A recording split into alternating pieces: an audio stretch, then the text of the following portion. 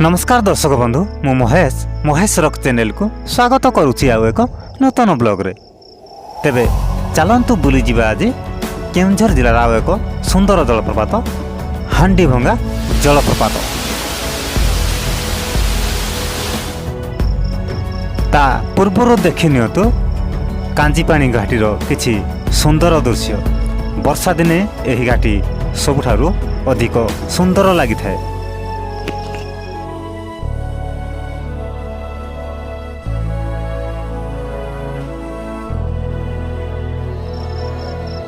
यही जलप्रपात मध्य केन्दुझर जिलार अवस्थित।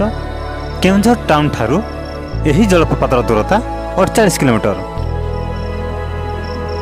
हांडीभंगा जलप्रपात को रास्ता संपूर्ण भाव में थिले मध्य माइनिस एरिया होइथिबारु वर्षा दिने कादू एवं खरा दिने धूली माड़ खाइबा पई पड़िबो।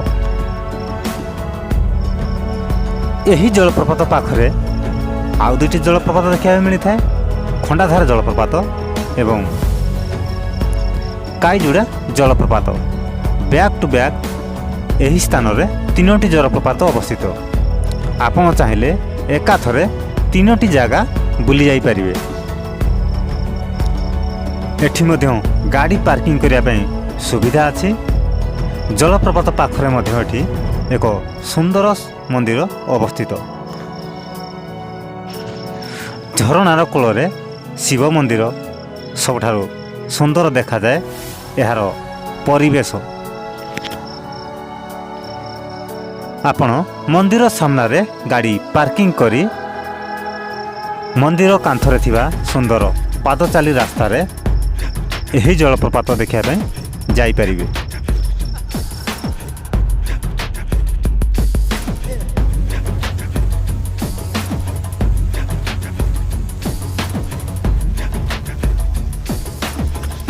सुंदर वृक्षलता एवं झरणार कूल सुंदर सरु रास्ता अवस्थित। यही रास्ता रे आपण प्राय 500 ରୁ 700 मीटर पादचाली रास्ता दे गले यही सुंदर जलप्रपात देखा मिलता है।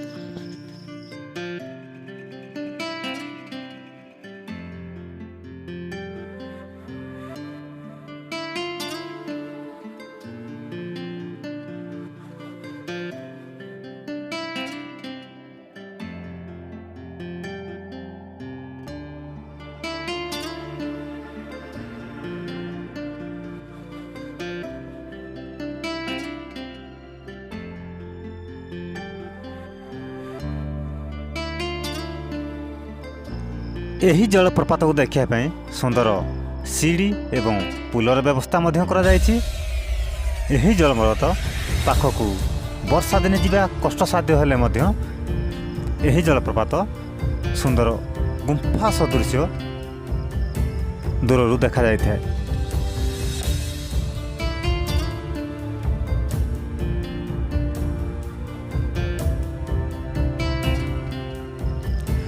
चतुर्पाश पहाड़ घेरा यही जलप्रपात पत्थर खाई मध्य प्रभावित हुए।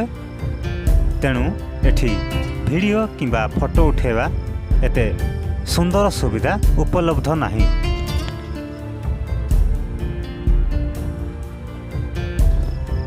किंतु वनभोजी एवं यार सबुज सुंदर परिवेश पर्यटक को आकृष्ट करिथाए एही हांडीभंगा जलप्रपात को।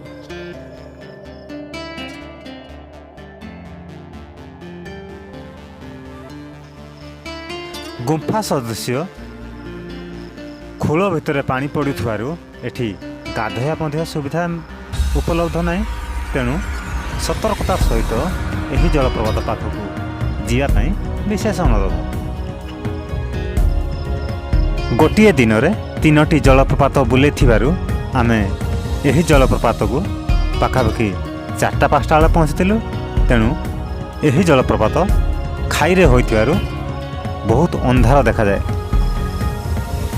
हांडीभंगा जलप्रपात पानी खाइबा गुंफा मध्य पड़ुथिबारु जलप्रपातर सौंदर्यता टिके कमी जाई थाए। एठी वीडियो किंबा फोटो उठेवा टिके कष्टसाध्य अटे।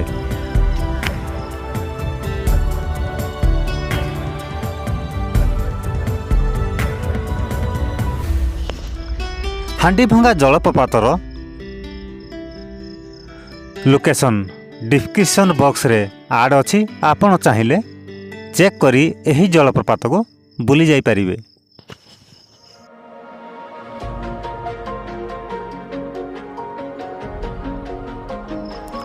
ଭିଡ଼ିଓ ଗୁଡ଼ାକ ଯଦି ଆପଣମାନଙ୍କୁ ଭଲ ଲାଗୁଥାଏ ତେବେ ଚ୍ୟାନେଲକୁ ଭିଜିଟ୍ କରି ମଧ୍ୟ ଅନ୍ୟ ଭିଡ଼ିଓ ଯାଇ ଦେଖିପାରିବେ। ଏହି ଜଳପ୍ରପାତ ପଥର ଖୋଳର ହୋଇଥିବାରୁ ଆପଣ ସନ୍ଧ୍ୟା ସମୟରେ ଏହି ଜଳପ୍ରପାତକୁ ଯାଆନ୍ତୁ ନାହିଁ, କାରଣ ଏହି ଜଳପ୍ରପାତ ଅନ୍ଧାର ହୋଇଯାଇଥାଏ। ତେବେ ଚାଲନ୍ତୁ ଏନ୍ଜୟ କରିବା କିଛି ହାଣ୍ଡିଭଙ୍ଗା ଜଳପ୍ରପାତର ସୁନ୍ଦର ଦୃଶ୍ୟ।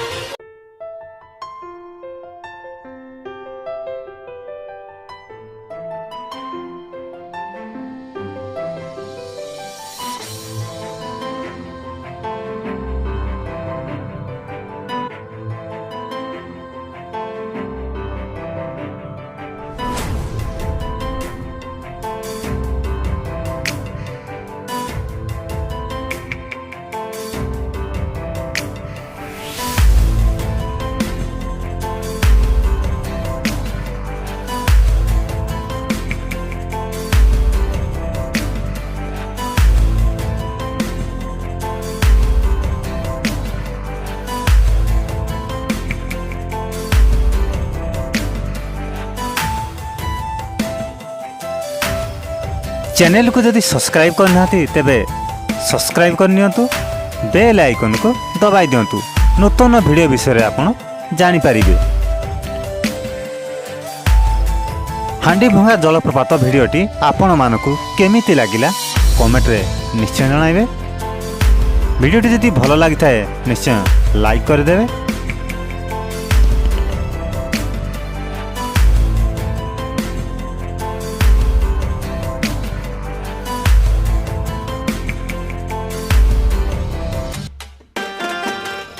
आपणकर बहुमूल्य समय दे वीडियोटी को शेष पर्यंत देखिथिबारु आपण मानकु अशेष अशेष धन्यवाद। विदाय नेउछि हांडीभंगा जलप्रपात ब्लॉग रु। पुणी देखा हबो आउ एक सुंदर एवं नूतन ब्लॉग रे। धन्यवाद।